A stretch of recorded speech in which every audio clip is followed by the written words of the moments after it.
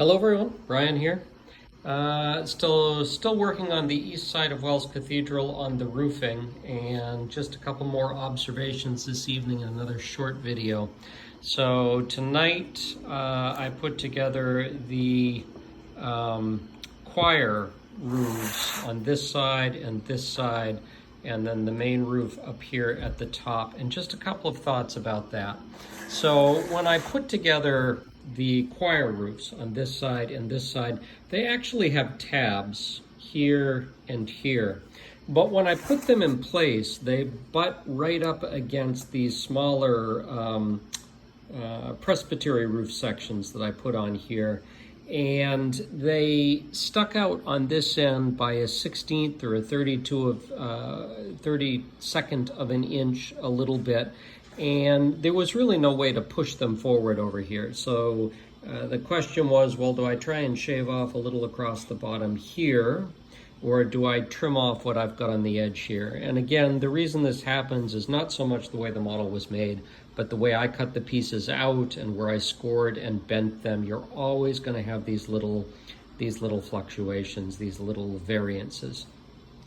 So what I elected to do on this side is actually trim off a small piece, about a 32nd of an inch, in the tab on that side and here, and I did the same thing over there. And my thinking was that given that these glue down right here on this tab and here on this edge, there's enough support there, and the fact that I've got a piece of roofing that goes diagonally across there, that I'm not really going to have to worry about this sagging, and it's probably not quite as important to have a gluing surface there, especially given that I've got it all the way across the back here.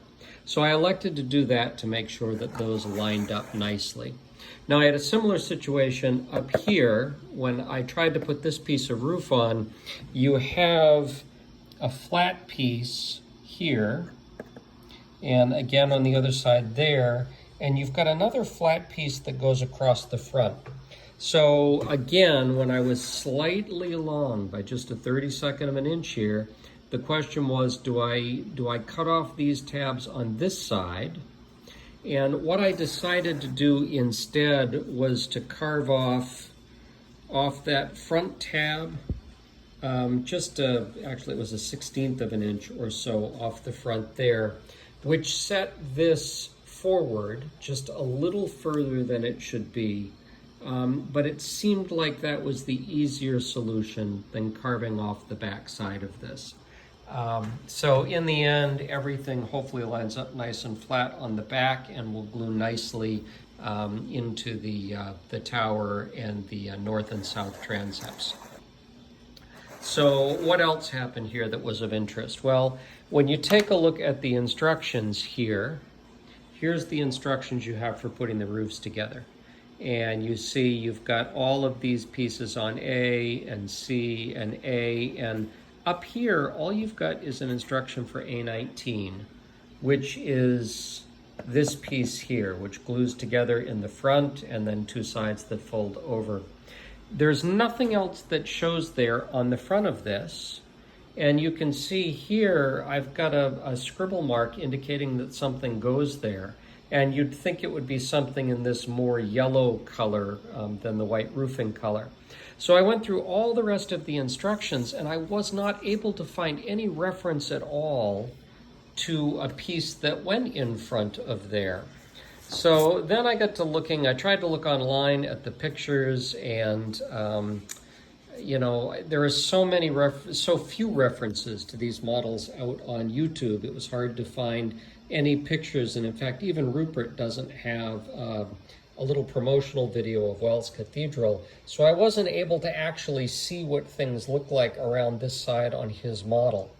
But when I look at the picture that comes with the kit, I do see here that whatever is here is apparently included and sticks out a little bit.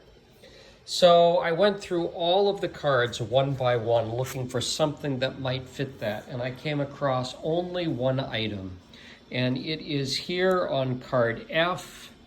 There was no indication anywhere around here of a number, And yet the piece, when I fold it over and cut off the edges, was here with scribble marks back there, with an edge on this side, and then windows there. And lo and behold, it fits perfectly right in that space. So that is presumably the piece. And then I went through all of the instructions again, looking for anything that might use a little triangular piece like this, and could not find one. So I believe that is probably the piece. It's the piece that is on card F that does not have a number associated with it.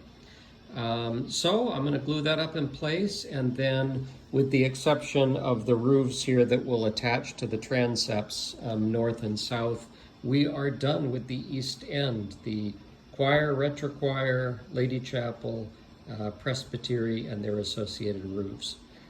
So again, here's some of the things that happen when you put together one of these card models. Just a brief update.